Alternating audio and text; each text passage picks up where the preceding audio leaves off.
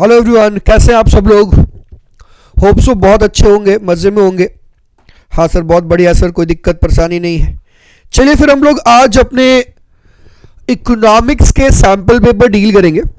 Economics के sample paper जो CBSE में आते हैं वो सैम्पल पेपर को डील करेंगे, ध्यान रखिएगा। अब आइए बात करते हैं, सबसे इंटरेस्टिंग वाला टॉपिक आ रहा है।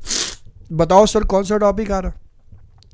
अरे टॉपिक आ रहा है, उस नाम है इंडियन इकोनॉमिक्स। ओहो हो।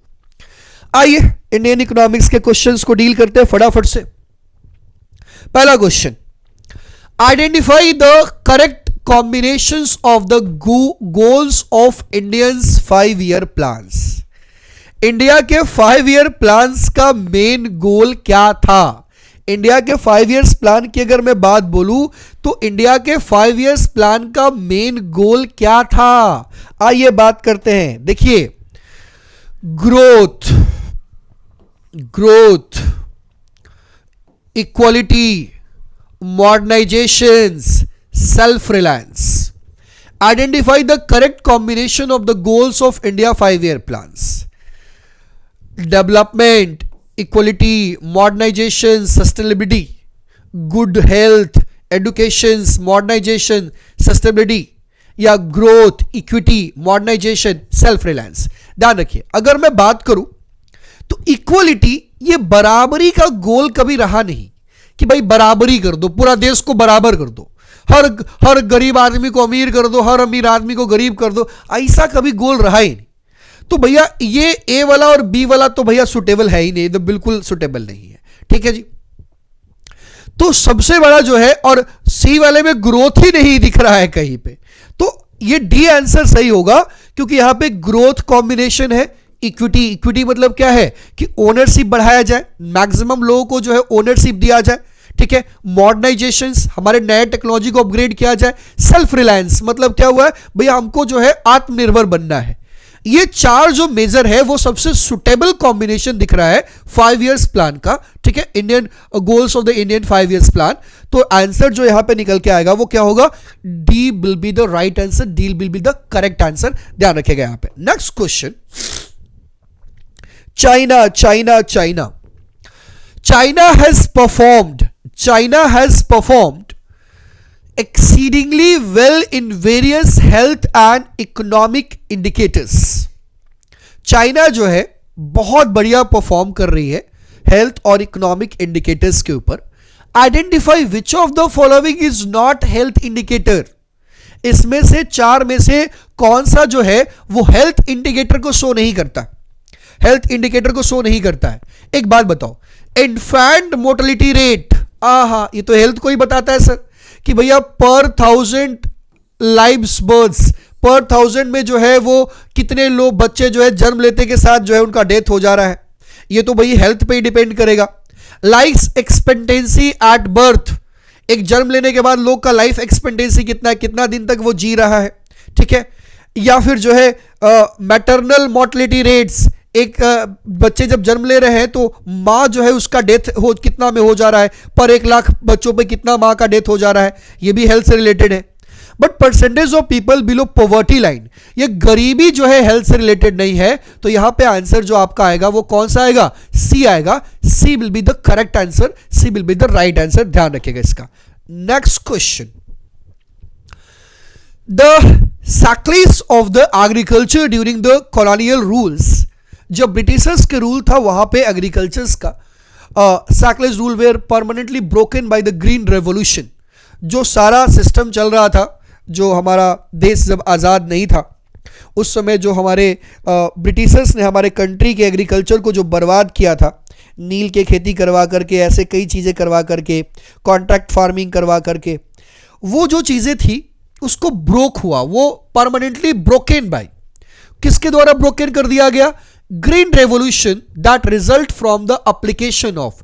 तो ग्रीन रेवोल्यूशन के द्वारा ब्रोक कर दिया गया कि ग्रीन रेवोल्यूशन आया और हम लोगों ने एग्रीकल्चर के अंदर सेल्फ सफिशिएंसी, सेल्फ रिलायंस जो है वो अचीव कर लिया। ये कैसे हुआ, इसमें क्या क्या चीजें की गई, इसके अंदर क्या क्या चीजें की गई। इसके अंदर अगर मैं बात बोलूं कि क्या क्या चीजें यहां पे की गई, क्वेश्चन नंबर आपका क्या 20 है, तो ये जो हम लोग क्या क्या किया गया, ध्यान सुनिएगा। हाई यील्डिंग वैरायटी, क्या HYV सीड से ही खाली काम चल गया क्या?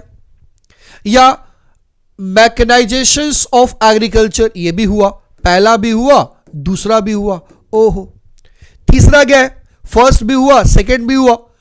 Chemical fertilisers and pesticides, chemical fertilisers and pesticides, organic fertilisers and pesticides. ध्यान रखिएगा, ग्रीन रेवोल्यूशंस के अंदर जो मेजर काम किए गए, वो काम किए गए, दैट इज पहला high yielding varieties, mechanisation of agriculture और केमिकल फर्टिलाइजर्स। उस समय जब ग्रीन रेवोल्यूशन हुआ था, उस समय ऑर्गेनिक फर्टिलाइजर्स की बात नहीं की जा रही थी, वहां पे इंस्टेंट हमको जो है वो जल्दी से जो है हमें प्रोडक्शन बढ़ाना था, तो हम लोग केमिकल फर्टिलाइजर्स की तरफ मूव किए थे। तो हमारा जो राइट आंसर यहां पे निकल के आएगा वो बी आएगा, that is 1, 2 and 3। First option, second option and 3 option, that is B will be the right answer. ये ध्यान रखिएगा यहां पे, तो बी जो है वो करेक्ट आंसर यहां निकल के आएगा। नेक्स्ट क्वेश्चन,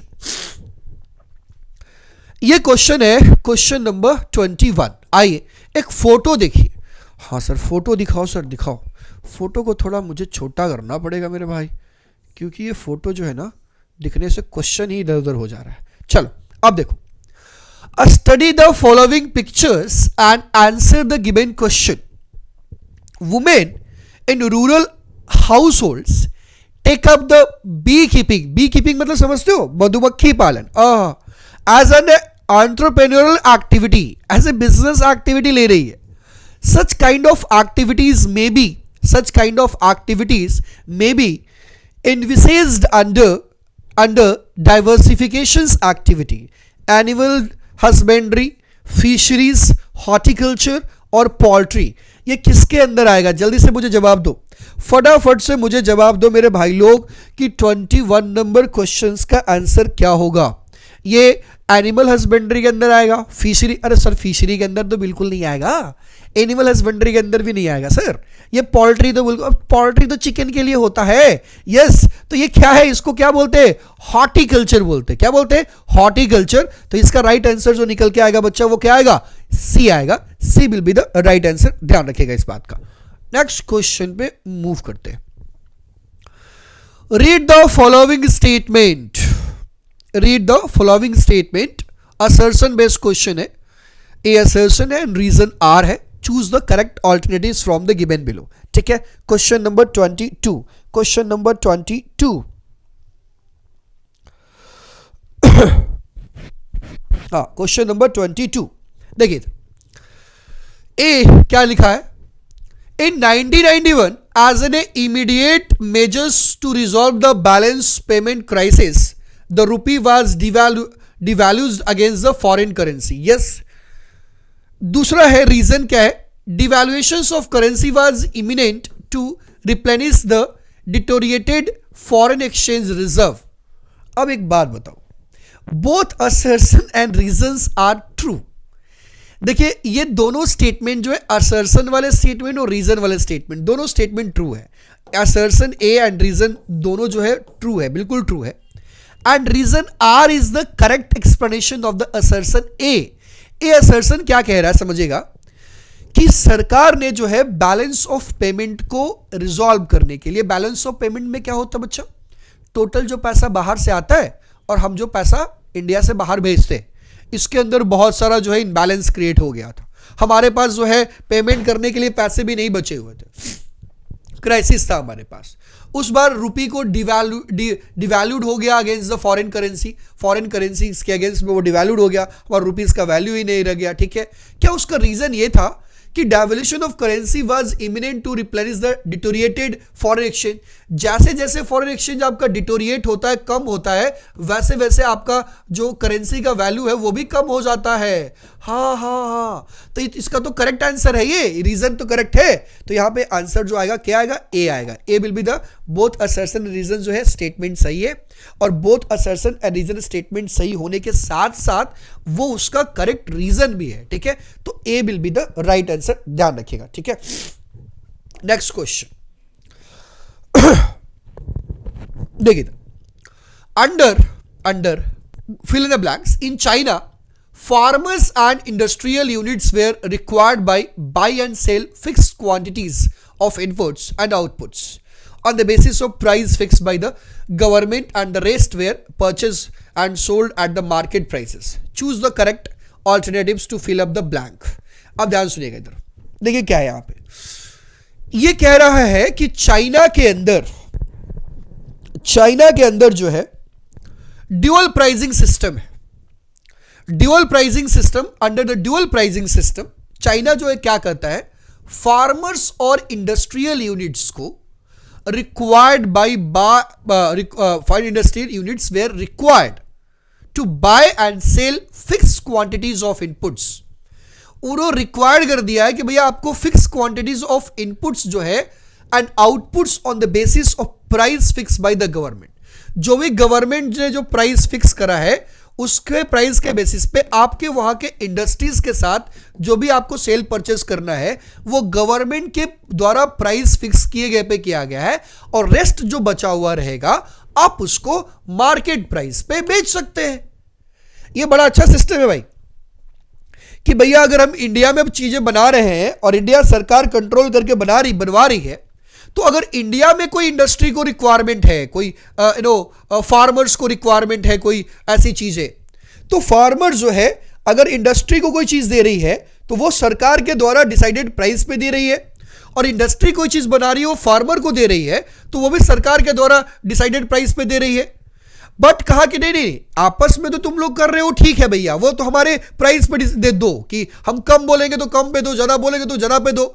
लेकिन अगर मार्केट में तुमको बेचना है, एक्सपोर्ट करना है तुमको, ठीक है, एक्सपोर्ट करना है, मार्केट में बेचना है, तो भैया तुम अपने तरीके से मार्केट प्राइस पे सेल कर सकते हो. इस सिस्टम को बोलते हैं ड्यूअल प्राइसिंग सिस्टम. क्या बोलते हैं? ड्यूअल प्राइसिंग सिस्टम बोलते हैं, कि जो किसी भी गुड्स का या किसी भी सर्विसेज का ड्यूअल प्राइस होगा. एक प्राइस होगा जो गवर्नमेंट डिसाइड करेगी कि भैया किसको किसको जो है इस प्राइस पे देना है, वो सरकार डिसाइड करेगी, और एक जो है आप अपने तरीके से अपना मार्केट में जो भी प्राइस चल रहा है उस प्राइस पे बेच सकते हैं. तो वो जो है इसको हम लोग बोलते हैं डुअल प्राइसिंग सिस्टम बोलते हैं. क्या बोलते हैं? डुअल प्राइसिंग सिस्टम बोलते हैं. तो ध्यान रखिएगा इस बात का. Next question, micro credit programmes play a vital role in insuring. Micro credit programme जो होता है वो बड़ा ही इंपॉर्टेंट रोल प्ले करता है in insuring and overall development of the rural economy. Micro credit programme जो है वो एक वाइटल रोल प्ले करता है insure and overall development of rural economy. Economy को डेवलप करने के लिए as they choose the correct alternative to fill up the blank, provide financial support, leads to a women empowerment, enhance the reach of the formal credit system. ये क्या होगा? क्या 1 and 2 होगा, 2 and 3 होगा, 1 and 3 होगा, 1 and 2 and 3 होगा? D will be the right answer. 24 number question, D will be the right answer. सारा होगा भैया. ये जो है अगर माइक्रो क्रेडिट ग्रामीण इलाकों में अगर चल रहा है तो वो रोल क्या प्ले कर रहा है? सबसे पहले तो वो फाइनेंशियल सपोर्ट भी दे रहा है, वो वहाँ के वुमेन्स को एम्पावर कर रहा है, और तीसरा जो है वो फॉर्मल क्रेडिट सिस्टम इनहांस कर रहा है. ठीक है, तो ये तीनों जो है वो that is a D will be the right answer. 1, 2 and 3. तो यहाँ पे राइट आंसर जो है 1, 2 and 3 आएगा. ध्यान रखिएगा इस बात का.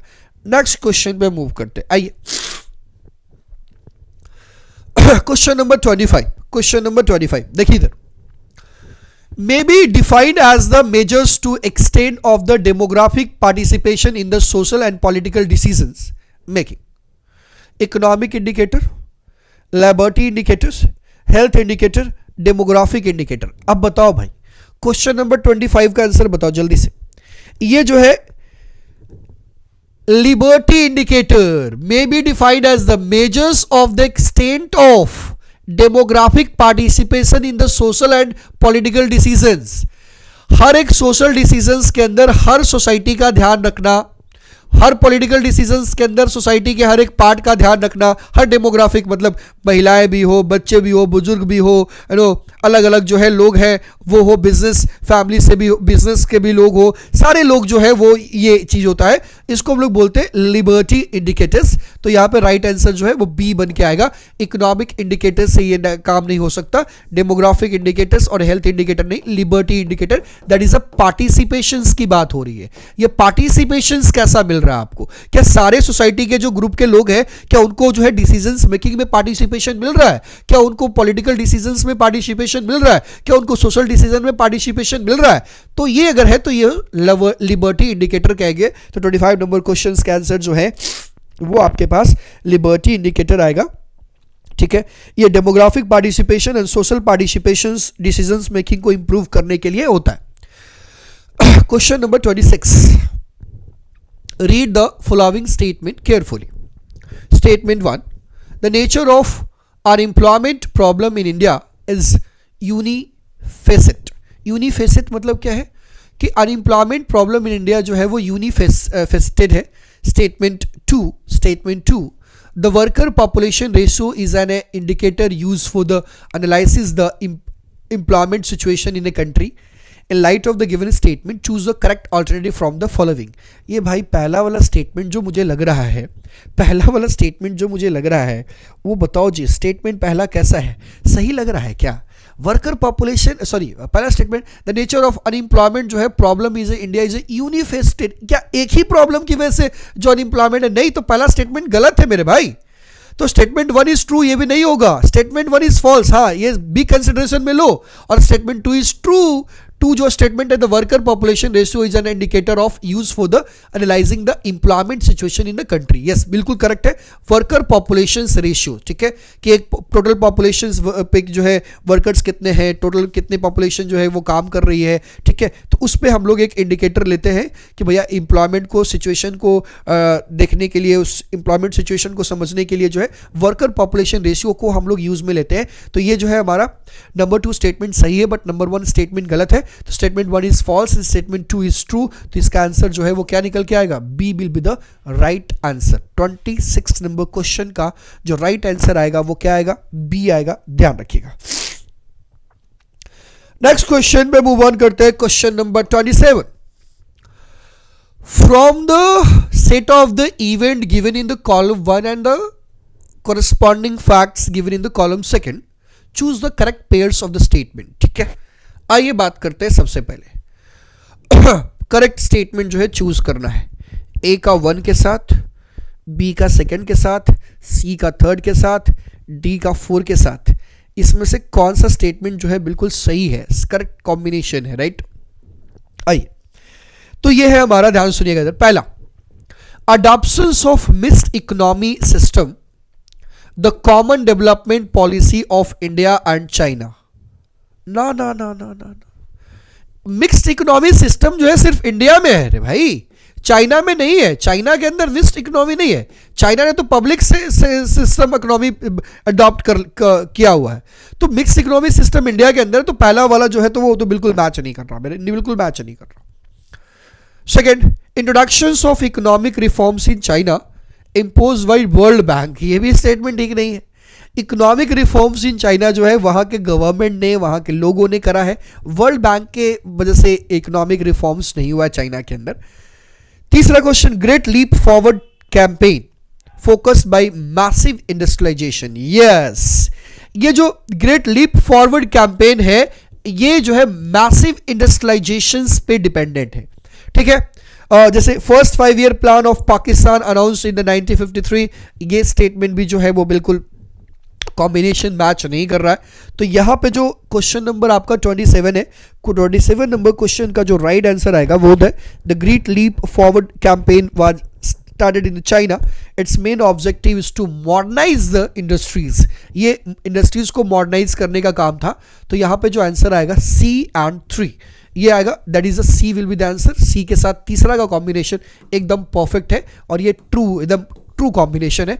तो ये यहाँ पे जो है ये वाला आंसर निकल के आएगा। Next question, during the colonial period a number of social economic indicators, ध्यान सुनिएगा, During the colonial period, a number of socio-economic indicators were in a dilapidated state. Dilapidated state. Okay. अब ध्यान सुनिएगा इधर, आइए इधर बात करते हैं एक बार। इसको मैं क्वेश्चंस को मैं देख लेता हूं। मुझे क्वेश्चंस में कुछ टाइपिंग एरर लग रहा है। हाँ, मुझे क्वेश्चंस में कुछ टाइपिंग एरर है, तो मैं उस टाइपिंग एरर को पहले देख लेता हूँ। क्वेश्चन नंबर हमारा जो है वो है क्वेश्चन नंबर 28।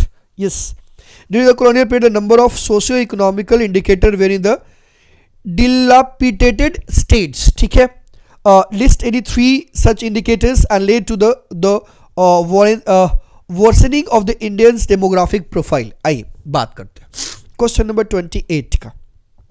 देखो, India's demographic indicator were in the depleted situation जो था, ये कैसे था? क्योंकि अगर मैं बात बोलूं ड्यूरिंग द कॉलोनियल पीरियड जो है बहुत बुरा सिचुएशन हमारे कंट्री का। अगर कुछ इंडिकेटर्स की मैं बात करूं, कुछ इंडिकेटर्स का एग्जांपल मैं लूं, कुछ इंडिकेटर्स का बहुत बुरा सिचुएशन। सबसे पहले अगर मैं एक इंडिकेटर्स आपके सामने लेना चाहता हूं, और वो इंडिकेटर्स है हमारा, वो है ओवरऑल लिटरेसी का। ओवरऑल लिटरेसी जो था 16% से कम मेरे भाई, 16% से कम। इसका मतलब क्या हुआ कि 100 में से 16 ही लोग जो थे वो लिटरेट थे। और लिटरेट मतलब बहुत पढ़े लिखे नहीं, जिनको लिखना पढ़ना आता था बस। 100 में से 16 लोग, और बाकी सारे लोग जो है 84 लोग अंगूठा छाप, जिनको लिखना और पढ़ना भी नहीं आता था। यह था कंडीशन लिटरेसी का। लाइफ एक्सपेक्टेंसी की बात करें, लोग जीवित जो रह रहे थे, एवरेज लाइफ एक्सपेक्टेंसी रेट जो था हमारा वो 32 इयर्स था। एवरेज 32 साल तक ही लोग जिंदा रह रहे थे। एवरेज जो है 32 साल तक ही लोग जिंदा रह रहे थे। तो ये भी एक बहुत बड़ा जो है वो एक बुरा सिचुएशन आप कह सकते हैं कंट्री के लिए। और सबसे बड़ी बात है कि अलार्मिंग इन्फेंट मोर्टेलिटी रेट पर 1000 बच्चों में से 218 बच्चे का डेथ हो जा रहा था। जो इन्फेंट थे वो बच्चे, इन्फेंट की सिचुएशन में ही उनका डेथ हो जा रहा था। मतलब समझिए कि हर 100 बच्चों में से जो है आपका 20 बच्चा जो है वो डेथ हो जा, 20-21 बच्चा का डेथ हो जा रहा था। ये it was a very bad condition of the country. तो ये 3 जो है डेमोग्राफिक प्रोफाइल मैंने आपको क्या कर दिया, डिस्कस कर दिया। नेक्स्ट क्वेश्चन, और द प्री इंडिपेंडेंट इंडिया जो है occupational structure experienced growing regional variation, justify the for above statement with the valid explanation. अब ये क्या कर रहा है कि प्री इंडिपेंडेंस जो है ऑक्यूपेशनल स्ट्रक्चर जो था एक्सपीरियंस जो है ग्रोइंग रीजनल वेरिएशन। जैसे मान लो the part of the Madras Presidency, अगर मद्रास प्रेसिडेंसी की बात करें, बंगाल प्रेसिडेंसी की बात करें, आपका जो है बॉम्बे प्रेसिडेंसी की बात करें, तो वहां पे decline in the dependence of the workforce on the agriculture. वहां पे एग्रीकल्चर का जो है डिपेंडेंसी जो था एग्रीकल्चर के ऊपर बहुत कम था, मतलब वो थोड़ा कम हो रहा था। लोग जो है फैक्ट्री वगैरह, द बिजनेसेस वगैरह में बॉम्बे प्रोविंस में, मद्रास प्रोविंस में और बंगाल प्रोविंस में ये चीजें थी, राइट। और the agriculture with the commensurate increase in the manufacturing and all the services, manufacturing sectors और सर्विसेज में इंप्रूव होने की वजह से वहां लोग का जो एग्रीकल्चर पर प्रेशर था वो कम था। वही जो है कुछ एरिया जो था, जैसे मान के चलो the lead have been the increase in the state of workforce in agriculture. Agriculture पे जो प्रेशर था उड़ीसा के अंदर, राजस्थान के अंदर, पंजाब के अंदर, पूरा का पूरा जो है एग्रीकल्चर पे डिपेंडेंसी था। तो आप कह सकते हो कि प्री इंडिपेंडेंस जो ऑक्यूपेशनल स्ट्रक्चर था हमारे कंट्री का वो रीजन टू रीजन वेरिएशन करता था, ठीक है। कुछ जो ऐसे इंडस्ट्रियल स्टेट्स थे वहां पे इंडस्ट्रीज से लोग ऑक्यूपेशंस ले रहे थे, बट कुछ कुछ ऐसे एरियाज थे जहां पे जैसे बिहार हो गया, जैसे आपका पंजाब हो गया, उड़ीसा वाला क्षेत्र, ठीक है। ये सारे जो थे, क्योंकि उड़ीसा ही था, उड़ीसा से ही हम लोग बिहार वाले जो है वो ऐसे अलग हुए हैं बंगाल से हम लोग ऐसे हुए हैं। तो वहाँ जो क्या है कि वो सिस्टम जो है वो जस्टिफाई द अबव स्टेटमेंट। तो यहाँ पे अलग अलग जगहों पे जो था उनका रीजनल वेरिएशन था, एक बड़ा जो है ये चीज़ें यहाँ पे निकल के आ रही है। तो ये यहाँ पे आंसर आप लिख सकते हैं। Question number 29, Rabia was initially working as an office clerk in a firm. Rabia जो है एक इनिशियली ऑफिस क्लर्क की तरह एक फर्म में काम कर रहा, firm in the pursuits to attain the higher position clerk in the firms in the pursuit to attain a higher position and income. She attended a few on the job training session. उन्होंने कुछ on the job training session लिया था, ये human capital formations का topic है. These sessions contributed positively to her skills and expertise. Explain the impact of Rabia decisions on the human capital formation. मैंने कहा ना ये human capital formations का क्वेश्चन है. Human capital formations पे राबिया का डिसीजंस क्या इम्पैक्ट डाल रहा है. मैं सिंपल सी बात करूं, अगर कोई person on the job training करता है, become the integral part of the work environment. आज के टाइम में ऑन द जॉब ट्रेनिंग जो है वर्क इन्वायरमेंट का इंटीग्रल पार्ट बन चुका है. In the recent times, as they add to the productivity capacity, ये एम्प्लॉय की प्रोडक्टिविटी भी क्या करती है, इंक्रीज करती है, उनकी प्रोडक्टिविटी बढ़ती है, हमारे जो लेबर्स है उनके स्किल्स बढ़ते हैं, उनका प्रोडक्शन बढ़ता है, तो ट्रेनिंग कॉस्ट जो है वो आप कह सकते हैं वो बेकार नहीं जाता, वो फायदा पहुंचता है उसको लेकर के. तो अगर मैं नए नए टेक्नोलॉजी अडॉप्ट करने हैं तो आपको उनको ट्रेनिंग देनी पड़ेगी, उनको स्किल्स देना पड़ेगा. ये सारी चीज करने के लिए इन द सेंस सिंपल सी बात है कि ये जो उनका डिसीजंस है राबिया का, वो डिसीजन सही है. ये ह्यूमन कैपिटल फॉर्मेशन के लिए जरूरी है, क्योंकि ह्यूमन कैपिटल फॉर्मेशन कब तभी होगा जब ह्यूमन कैपिटल के अंदर आप स्किल्स देंगे, उनको ट्रेन करेंगे, उनको मोर एबल बनाएंगे, उनकी प्रोडक्टिविटी बढ़ेगी, उनकी एफिशिएंसी बढ़ेगी. ये सारी चीजें आपको करनी पड़ेगी. तो ह्यूमन कैपिटल फॉर्मेशन हो रहा है और ह्यूमन कैपिटल फॉर्मेशन के अंदर ये चीजें आज के टाइम में बहुत जरूरी है. On the job training session देना will have to the positive impact of the human capital formation. ये ह्यूमन कैपिटल फॉर्मेशन पे बहुत ही पॉजिटिव इंपैक्ट है कि भैया कोई बंदा काम भी कर रहा है, इनकम भी जनरेट कर रहा है और साथ में चीजों को सीख भी रहा है, नई नई चीजें ट्रेनिंग वगैरह ले रहा है, नए नए स्किल्स भी सीख रहा है. तो ये जो है पॉजिटिव इंपैक्ट यहां पे दे रही है. तो ये जो है फायदे की बात है और ये जो है हमारा ह्यूमन कैपिटल फॉर्मेशन पे ऑलवेज पॉजिटिव इंपैक्ट देखे जाएगा. तो ये आंसर यहां पे आपको लिख सकते हैं. Next, in the late 1970s China introduced the one-child policy that lead to arrest in the populations coupled with the skewed sex ratio. Justify the given statement with the valid argument in the support of your answer. क्या हुआ कि 1970 में China को चूल much गया. क्या चूल मचा? चाइना ने बोला भैया मैं ना वन चाइल्ड पॉलिसी लाएगा. उसका रीजन था ये कि भैया वो पॉपुलेशंस को कंट्रोल करना चाहता था और वो मोस्ट पॉपुलस कंट्री था उस समय in the world. Its annual population growth rate जो था बहुत हाई था. द वन चाइल्ड पॉलिसी जो इंट्रोड्यूस किया गया 1970s के अंदर in the major reason for fall in the population growth rate, ये जो है उनके पॉपुलेशन ग्रोथ रेट को फॉल किया, गिराया. बहुत अच्छी बात. However this major lead to decline in the sex ratio. The number of females per 100 males in China is approximately 949. 1000 mail पे 949 ही फीमेल थे. ये जो सेक्स रेशियो जो है ये डिक्लाइन हो गया. ठीक है, मेल फीमेल रेशियो है ये डिक्लाइन हो गया. एक बड़ा मेजर प्रॉब्लम आ गया उनके लिए. One child policies and prevent son preference in the prime reason behind the skewed sex ratio. अब हुआ क्या कि पहले क्या था कि भैया जो भी चाइल्ड हो कोई दिक्कत की बात नहीं है, तो एक किसी को जो है वो सन हो गया तो किसी को एक डॉटर भी हो गया, तो एक सेक्स रेशियो मेंटेन रहता था. अब हुआ क्या कि एक ही चाइल्ड करना है तो लोगों ने क्या किया, सन चाइल्ड को प्रीफरेंस देना शुरू कर दिया. ठीक है, डॉटर चाइल्ड को प्रीफरेंस नहीं देते थे, सन चाइल्ड को लोगों ने प्रीफरेंस देना शुरू किया कि एक ही चाइल्ड रखना है तो सन रखेंगे भाई, बेटा रखेंगे, क्या दिक्कत है. ये मानसिकता ये जो है, इस मानसिकता के चक्कर में चाइना का सेक्स रेशियो गड़बड़ होने लगी. तो ये जो है इंपैक्ट आया. ठीक है, वो उनका जो मेन रीजन था वो क्या था, ध्यान सुनिएगा. उनका जो मेन रीजन था कि भैया हमें क्या करना है, कम करना है. क्या कम करना है, हमें जो है अपना पॉपुलेशन को कम करना है. तो पॉपुलेशन को कम करने में तो सक्सेस वो मिल गया उनको, कोई दिक्कत की बात नहीं हुई. बट पॉपुलेशन कम करने के चक्कर में जो है उनका मेल फीमेल रेशियो थोड़ा खराब हो गया. ये जो है इंपैक्ट आया यहाँ पे. ठीक है, अब आइए क्वेश्चन नंबर 31 पे बात करते हैं. क्वेश्चन नंबर 31 क्या कहता है, बात को समझिएगा. State and elaborate whether the following statement are true or false. ये फॉलोइंग स्टेटमेंट ट्रू है या फॉल्स है with the valid arguments. Agricultural marketing is a process, ध्यान सुनिएगा, agricultural marketing is a process that insure the transportation of various agricultural commodities only.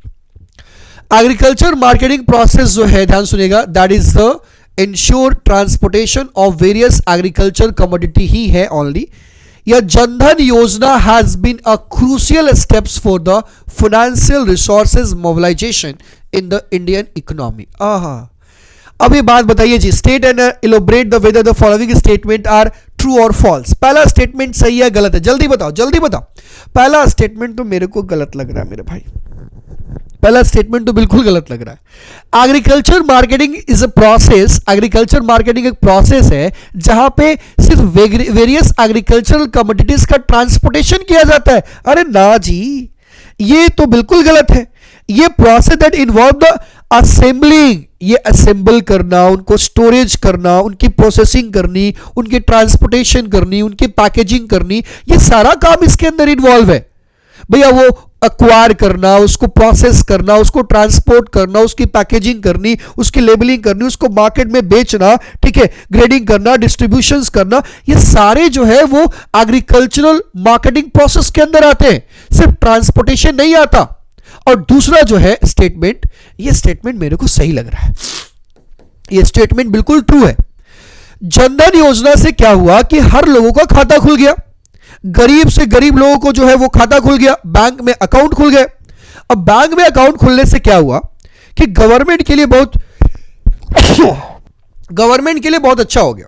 Government के लिए क्या अच्छा हुआ कि गवर्नमेंट को अगर कोई भी बेनिफिट देनी है, अगर पब्लिक को, मान लो कि उनको घर बनाने के लिए पैसा देना है, उनको शौचालय बनाने के लिए पैसा देना है, किसान को बेनिफिट ट्रांसफर करना है, या उनको जो है गैस सब्सिडी का बेनिफिट ट्रांसफर करना है, या उनको जो है मनरेगा का बेनिफिट ट्रांसफर करना है, उस बेनिफिट को ट्रांसफर करने में जो है जनधन योजना जो है एक बहुत ही बड़ा रोल प्ले किया और सीधे जो है लोगों के अकाउंट के अंदर पैसा गया। और दूसरा बात, जो अकाउंट में पैसा है, जो अकाउंट में पैसा है, तो भैया आप पैसा जो है डिब्बे डुब्बी में नहीं रखा हुआ है, आदमी के पास कैश नहीं है, जो भी अकाउंट में है, और अकाउंट में होने की वजह से बैंक का डिपॉजिट बढ़ा हुआ है। तो बैंक का डिपॉजिट बढ़ा हुआ तो बैंक के पास लोन देने के लिए पैसा भी है। मतलब जो पैसा लोगों के डिब्बा डुब्बी में जो पैसा छुपाया हुआ रहता था, वो पैसा बैंक में चला गया। तो वो बैंक जो मोबिलाइज हुआ, वो फंड जो है, वो जो फंड था वो मोबिलाइज हुआ, जो यहाँ पे आप सिंपली कह सकते हो कि फॉर्मल बैंकिंग सिस्टम में mobilise the substantial amount under the योजना। आपको पता है एक टाइम पे ना 48,000 करोड़ जो है जनधन बैंक के अकाउंट में पैसा, अभी तो 1.5-2 लाख करोड़ के आसपास हो गया है। जनधन जो खाते हैं उसके अंदर 1-1.5 करोड़ रुपया हमेशा पड़ा हुआ रहता है लोगों का, छोटे अमाउंट। तो 1-1.5 करोड़ रुपया जो है इकोनॉमी के अंदर आया, ये फ्लो तो हुआ, ये एक बहुत बड़ी इंपैक्ट है, बहुत बड़ा जो है एडवांटेज है, एक बहुत बड़ा अच्छी चीज है। तो ये चीजें हमारे गवर्नमेंट के अंदर हुआ, ये गवर्नमेंट ने ये जनधन योजना सा बेनिफिट उठाया, ये एकदम बिल्कुल सही बात है। Next question, since independence the government has been playing an important role in generating employment directly or indirectly। discuss yes, government बहुत कोशिश कर रही है भाई, गवर्नमेंट बहुत कोशिश कर रही है एम्प्लॉयमेंट को जनरेट करने के लिए। गवर्नमेंट जो है वेरियस गवर्नमेंट डिपार्टमेंट जो है, enterprises employ people and increase the output of the goods के आउटपुट को बढ़ाना चाहती है, सर्विसेज को बढ़ाना चाहती है, डायरेक्ट एम्प्लॉयमेंट दे रही है। साथ में जो है सरकार ऐसे बहुत सारे मेक इन इंडिया, सरकार जो है make in India promotion, startup India promotion कर रही है। सरकार जो है आपको मुद्रा लोन दे रही है ताकि लोगों की रोजगारी, लोगों को जो है वो बढ़ाया जाए। प्राइवेट इंटरप्राइजेस को सपोर्ट किया जा रहा है ताकि जो है वो मास लेवल पे प्रोडक्शन करे, नई नई स्टार्टअप्स आए, नई नई फैक्ट्रियां आए, नए नए बिजनेस डेवलप हो, जिससे नए नए इंफ्रास्ट्रक्चर प्रोजेक्ट जो है सरकार ने लगाया हुआ है ताकि इंप्लॉयमेंट जनरेशन हो। तो सरकार जो है इंप्लॉयमेंट जनरेशन के लिए बहुत सारा काम कर रही है, डायरेक्टली या इनडायरेक्टली बहुत सारा काम कर रही है। जैसे कि मान लो खुद एक्सपेंडिचर के थ्रू भी कर रही है, बहुत सारे इंफ्रास्ट्रक्चर प्रोजेक्ट चल रहे हैं, डैम्स बन रहे हैं, ब्रिजेस बन रहे हैं, सड़कें बन रही है, एयरपोर्ट्स बन रहे हैं, ठीक है। तो इसमें जो है वो लेबर का तो खर्चा, लेबर का तो रिक्वायरमेंट होगा, एम्प्लॉयमेंट बढ़ रहा है, वहां भी रोजगारी बढ़ रही है। साथ में सरकार ने बिजनेस को खूब प्रमोट कर रही है, राइट। जो एक तो है कि भैया जहां जहां डिपार्टमेंट्स में रिक्वायरमेंट है लोगों का, तो वहां तो वैकेंसीज निकाल कर उनकी भर्ती की ही जा रही है। जैसे बिहार में ही मान के चलो तो अभी 2 लाख लोगों की जॉब मिल गई, 3 लाख लोगों की जो एजुकेशन डिपार्टमेंट के अंदर जॉब मिल गई। इन द सेंस व्हाट कि लोगों को एम्प्लॉयमेंट जनरेशन पे सरकार काम कर रही है, अलग डायरेक्टली या इनडायरेक्टली जो है वो तरीके अपना रही है जिससे कि एम्प्लॉयमेंट जनरेशन हो सके, और सरकार इस पे बहुत तेजी से काम कर रही है। नेक्स्ट क्वेश्चन, एक फोटो देखिए, फोटो देखिए। Identify the situation depicted in the given image. Suggest the impact of the indicated situation on the Indian economy. क्या दिखा हुआ है? Employment situation. ओहो, informal sector. ओहो, formal sector. ये कह रहा है कि informal sector पे बहुत प्रेशर है, बहुत प्रेशर है। फॉर्मल सेक्टर के अंदर एम्प्लॉयमेंट बहुत कम है, और जो है इनफॉर्मल सेक्टर के अंदर एम्प्लॉयमेंट जो है वो क्या है, बहुत ज्यादा है। मतलब कहने का मतलब क्या है, ये द गिवन जो पिक्चर है वो इंडियन वर्कफोर्स को दिखा रहा है कि इंडियन वर्कफोर्स जो है फॉर्मल सेक्टर्स में वर्कफोर्स जो है इंडिया के वो थोड़े कम है, और इनफॉर्मल सेक्टर्स में वर्कफोर्स इंडिया का जो है मैक्सिमम काम कर रहा है। ये सिचुएशन जो popularly known as the informalisation of the workforce in India. The informal sector includes millions of wages labourers, owners, wages labourers वगैरह जो इनफॉर्मल सेक्टर्स में काम कर रहे हैं, उनकी संख्या बहुत ज्यादा है, वैसे लोग बहुत ज्यादा है। सरकार कोशिश कर रही है कि वैसे लोगों को जो है फॉर्मल सेक्टर्स में लाया जाए। सरकार इसके लिए बहुत सारी सिस्टम ला रही है कि भैया छोटे छोटे उद्योगों वालों को ईपीएफ, पीएफओ वगैरह काटना चाहिए, उनको बोनसेस वगैरह देना चाहिए, उनको एक फॉर्मल स्टाइल में काम करने के लिए उनको जो है वो प्रमोट किया जा रहा है। जैसे इनफॉर्मल में नॉन फार्म एरियाज में खेतों में काम करने वाले लोग होते हैं ऐसे, तो ऐसे ये पूरा जो है डेमोग्राफिक ये दिखा रहा है कि हमारे यहाँ इनफॉर्मल सेक्टर्स के अंदर जहाँ खेतों में काम होता है, फैक्ट्रियों में जो वेजेस वर्कर्स होते हैं, ये सब लोग जो है वो ज़्यादा है in compare to formal sectors के अंदर जहाँ पे लोग पेरोल्स पे जो है जॉब कर रहे हैं। तो ये जो है ये हमारा प्रेशर दिखा रहा है कि इनफॉर्मल सेक्टर्स में प्रेशर हमारा ज़्यादा है और फॉर्मल में हमारे बहुत कम लोग काम कर रहे हैं। सरकार को एक काम करने की जरूरत है कि इनफॉर्मल सेक्टर्स से लोगों को फॉर्मल सेक्टर्स में लाया जाए।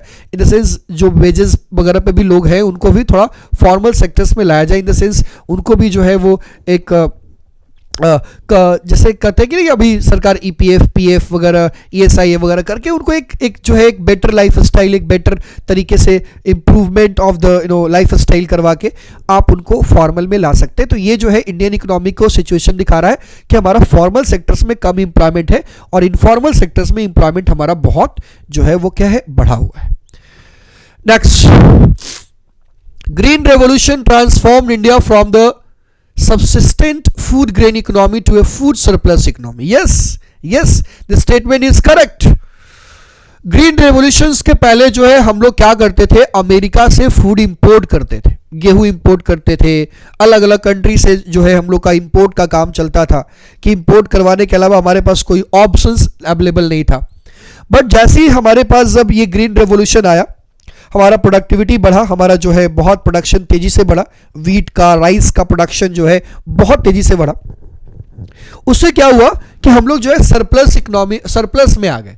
मतलब हमारे पास जितने फूड्स का कंजम्पशन था उससे ज़्यादा फूड्स हमारे पास जो है प्रोडक्शन होने लगे। तो ये स्टेटमेंट बिल्कुल सही है और इस स्टेटमेंट के लिए ग्रीन रेवोल्यूशन में सरकार ने बहुत सारा काम किया। मॉडर्नाइजेशंस का काम, HYV सीड्स का काम, फर्टिलाइजर्स का यूज़ वगैरह, लोगों को जो है वो एग्रीकल्चर्स पे सरकार का पूरा फोकस आया। फिर जाके ये जो है ग्रीन रेवोल्यूशन जो है ट्रांसफॉर्म कर पाया इंडिया को, जो है food grain subsistence food grain economies to the surplus food grain economy में लाया है, जहां पे हम जो है अभी के टाइम में सेल्फ सफिशिएंट है। हमें किसी कंट्री से फूड का लाने का रिक्वायरमेंट नहीं है, किसी कंट्री से हमें फूड्स इंपोर्ट करने का रिक्वायरमेंट नहीं है, क्योंकि हमारे पास सफिशिएंट मात्रा में फूड प्रोडक्शन हो रहा है। कोई दिक्कत की बात नहीं है, इस बात का ध्यान रखिएगा। B, in order to protect domestic industries, India followed the regime of the restrictions or on imports. ये बताइए, ये जो था एक रिजिम था जहां पे सरकार ने जो है इंपोर्ट पे रिस्ट्रिक्शंस लगाया हुआ था। क्या करने के लिए? डोमेस्टिक इंडस्ट्रीज को क्या करने के लिए? प्रोटेक्ट करने के लिए। ठीक है, in order to protect the domestic industry India followed the imports substitution policy. इसका मतलब क्या हुआ कि जो चीज़ें हम बाहर से मंगवाते हैं, क्यों ना उस चीज़ को हम इंडिया में ही बनाएं। वो चीज़ को क्या करे, इंडिया में ही क्या करे, बनाए। इसके लिए सरकार काम कर रही है और इस पर सरकार जो जो सब्स्टिट्यूट्स जो है, जैसे मान लो जो चीज़ें हमें चाइना से मंगवानी पड़ती है या फिर अदर कंट्री से मंगवानी पड़ती है, तो उसके लिए जो है हम क्या करते हैं, वो इंडिया में ही वो चीज़ें बने। उसको रोकने के लिए सरकार टैरिफ कोटाज वगैरह क्या कर देती है, वो लगा देती है कि टैरिफ जो है वो बढ़ा दिया, इंपोर्ट गुड्स पे टैरिफ बढ़ा दिया। उससे क्या हुआ कि भैया इंपोर्ट गुड्स करना जो है महंगा हो गया, तो वो अब जो है देश के ही प्रोडक्शन हाउस से जो प्रोडक्शन होंगे उसी से काम चलाना पड़ेगा। तो उनको जो इंपोर्ट को डिस्करेज करने के लिए ये सरकार काम करती है, टैरिफ और कोटास वगैरह लगा देती है कि भैया इससे ज़्यादा आप इंपोर्ट नहीं कर सकते, या फिर इंपोर्ट करेंगे तो इतना ज़्यादा आपको टैक्सेस पे करना पड़ेगा। तो ये सारी जो चीज़ें जो है ये भी हमारे कंट्री में किया जा रहा है, ताकि जो है इंपोर्ट को जो है डोमेस्टिक इंडस्ट्रीज को प्रोटेक्ट किया जाए, जो रिस्ट्रिक्शंस है इंपोर्ट्स पे लगाया जाए। तो वैसे डायरेक्टली रिस्ट्रिक्शंस आप नहीं लगा सकते कि किसी कंट्री को जो है हम इंपोर्ट नहीं करने देंगे, राइट। किसी कंट्री को जो है से हम अपना गुड्स नहीं मंगवाएंगे। आपको उसके लिए कुछ अलग अलग टेक्निक्स अपनाने पड़ेंगे, या तो उसका सब्स्टिट्यूट अपने देश में प्रोडक्शन करना पड़ेगा, या फिर आपको टैरिफ वगैरह बढ़ाना पड़ेगा, कोटास वगैरह बढ़ाना पड़ेगा। ये काम करके ये काम आप कर सकते हैं कि भैया आप इंपोर्ट को कम कर सकते हैं। In India, after 1947, land reforms were introduced as a large scale. Yes, and 1947 के बाद land reform large scale पे introduce किया गया. In the light of the given statement, discuss any one such land reforms. ऐसे land reforms किए गए, उसमें सबसे बड़ा land reform जो था हमारा, वो था land reform was inevitable in the post independence era. और वो जो land reform था जिसको बोलते हैं सीलिंग, सीलिंग का लैंड रिफॉर्म्स था। सीलिंग मतलब क्या है, रीडिस्ट्रीब्यूशंस ऑफ लैंड्स। लैंड को रीडिस्ट्रीब्यूट किया गया, बड़े बड़े लैंडलॉर्ड्स से, जो लैंड लोग होल्डिंग्स रखे हुए थे बड़े बड़े, उनसे जमीन ली गई और गरीबों में, आई मीन जिनके पास जमीन था नहीं था, जो क्या कहते हैं लैंडलेस लोग थे, उनके अंदर डिस्ट्रीब्यूट किया गया। ठीक है, ये equity in the agriculture sectors create करने के लिए कि भाई सब लोगों के पास एग्रीकल्चर करने के लिए खेती होनी चाहिए, तो ये काम किया गया। ये सीलिंग्स लाया गया, एक बहुत बड़ा जमींदारी सिस्टम हटाया गया, सीलिंग लाया गया। ये बहुत बड़ा रिफॉर्म्स है जो हमारे लैंड रिफॉर्म्स के नाम से 1947 के बाद किया गया। सीलिंग एक्ट लाया गया और सीलिंग एक्ट से जो है रीडिस्ट्रीब्यूशंस किया गया लैंड को, तो ये एक बहुत बड़ी बात थी। Next, the post reform period में जो है government of India decided to retain profit making public sector undertaking. उन्होंने जो है 1991 में जो पोस्ट रिफॉर्म्स हुआ, तो उसमें गवर्नमेंट ने डिसाइड किया कि भैया जो पब्लिक सेक्टर अंडरटेकिंग है, जो प्रॉफिट मेकिंग है, उसको रिटेन किया जाए। It provided A special status, जो उनको जो है इनेबल किया गया, एक्सपैंड किया गया ग्लोबल मार्केट के अंदर। Do you agree with this given statement? Give the valid reason in the support of your answer. Yes, ये काम किया गया, ये काम बिल्कुल किया गया। Yes, in order to the improve the efficiency, जो है बहुत सारे पीएस अंडरटेकिंग्स को जो है वो सरकार ने ऑटोनॉमस दिया, सरकार ने अपने तरीके से काम करने के लिए बोला। उनको नवरत्ना, महारत्ना, मणिरत्ना, ऐसे उनको जो है कंपनी के नाम दिए गए, और वो कंट्री के ग्रोथ के अंदर, कंट्री के इकोनॉमिक डेवलपमेंट में बहुत बड़ा रोल प्ले कर रहे हैं, आज भी बहुत बड़ा रोल प्ले कर रहे हैं, राइट। ठीक है, तो जैसे मान के चलो ये एक बहुत बड़ी काम किया गया, और ये इन द पोस्ट रिफॉर्म्स में पब्लिक सेक्टर्स, बहुत सारे पब्लिक सेक्टर्स को तो भैया 1991 के बाद बंद किया गया, बट जो पब्लिक सेक्टर्स प्रॉफिट में चल रहे थे उनको थोड़ा और बड़ा किया गया, उनको और एक्सपैंड किया गया, उनको ग्लोबल मार्केट में लाया गया, उनको ग्लोबल मार्केट में उनको जो काम उनसे किया गया, ताकि जो है वो पूरे वर्ल्ड वाइड पे बड़ी सी कंपनी बने। और रत्ना, महारत्ना ऐसी कंपनी जो है आज काम कर रही है, जैसे आपका जो है हिंदुस्तान पेट्रोलियम, HCL, क्या कहते हैं आपका जो हिंदुस्तान पेट्रोलियम लिमिटेड ऐसे करके है, फिर या फिर आपका कोल इंडिया है। ये सारे जो है वो बड़े बड़े कंपनी जो है रत्ना, महारत्ना में आते हैं, और ये कंपनीज को अभी भी प्रमोट किया जा रहा है। ठीक है, अब आइए लास्ट क्वेश्चन, ये हमारा लास्ट क्वेश्चन है, 34 नंबर क्वेश्चन। ये जो है केस बेस्ड क्वेश्चन है, आइए पहले पढ़ते हैं इसको। Read the following test. Sustainable development is the development that meets the need of the present. Okay. Sustainable development वो डेवलपमेंट है जो प्रेजेंट के नीड को फुलफिल करता है, ठीक है, without compromising the ability of the future generation. Future generations के नीड को इग्नोर नहीं किए बिना, फ्यूचर जनरेशंस में भी चीज़ें बची रहे, हम लोग प्रेजेंट के नीड को फुलफिल करते हैं। India is a critical in the determining the success in pursuit of achieving sustainable development. ये इंडिया का सिचुएशन क्रिटिकल है। The Union Budget 2023 presented by the Finance Minister Nirmala Sitharaman builds on India commitment to lead the global action against the climate change. Climate change जो हो रहा है एकदम जो temperature बढ़ रहा है, preserver biodiversity and support sustainable development के लिए जो है उन्होंने एक मेजर काम करने की बात की. The government has accelerated the pace of green growth as India is facing the grave reality of depleting natural resources. India जो है बहुत तेजी से अपने नेचुरल रिसोर्सेज को डिप्लीट कर रही है. नेचुरल रिसोर्सेज जो है उसका कम होता चला जा रहा है. लिमिटेड सप्लाई ऑफ वाटर हमारे पास होता चला जा रहा है. मिनरल्स का लिमिटेड सप्लाई है. फॉसिल फ्यूल्स का हमारे पास लिमिटेड सप्लाई है. In the beat to counter the climate threats, India has committed to achieve the net zero by 2070. Achieving net zero by 2070. Release a low carbon development strategy. Government जो है लो carbon development strategy पे काम कर रही है और 2070 तक जो है जीरो कार्बन इमिशंस के टारगेट पे हम लोग काम कर रहे हैं. And introduce the concept of lifestyle for the environment to promote the responsible consumption. ये चीजें हैं, सस्टेनेबल डेवलपमेंट की बात की जा रही है. आइए बात करते हैं. The green growth actions include several pointed measures that would facilitate the much needed steady decarbonizations of the Indian industries, reduces the dependency of the fossil fuel imports and establish the technology and the market leadership in this sunrise sector. For instance, the allocations of 35,000 crore allocate किया गया है of priority capital investment towards achievement net zero by 2070. मतलब 2070 तक जो है carbon emission zero हो जाए, उसके लिए 35,000 करोड़ सरकार ने एलोकेट किया है. And clean energy transition ensure the country's energy security को इंश्योर करने के लिए the outlay of our RS 19,700 crore for the green hydrogen mission. Hydrogen mission के लिए सरकार ने पैसा लगाया है. Will mobilise a green hydrogen production capacity 5 metric million tons by 2030 तक जो है 5 मैट्रिक मिलियन टन्स हमें हाइड्रोजन जो है ग्रीन हाइड्रोजन प्रोड्यूस करने हैं.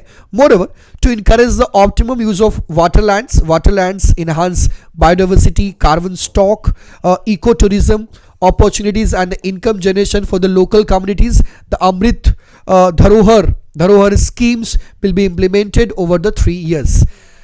बेसिकली अगर मैं पूरा इस स्टेटमेंट को पढ़ूं तो सरकार जो काम कर रही है वो काम कर रही है सस्टेनेबल डेवलपमेंट पे एंड जीरो कार्बन एमिशंस पे काम करना चाहती है कि भैया हमारा कार्बन एमिशन जो है जीरो करना है. आइए बात करते हैं. यहां पे question on the basis of the given stakes and the common understanding define sustainable development. Sustainable development होता क्या है? अगर सस्टेनेबल डेवलपमेंट को डिफाइन करूं तो sustainable development is a development that meets the need of the present generation.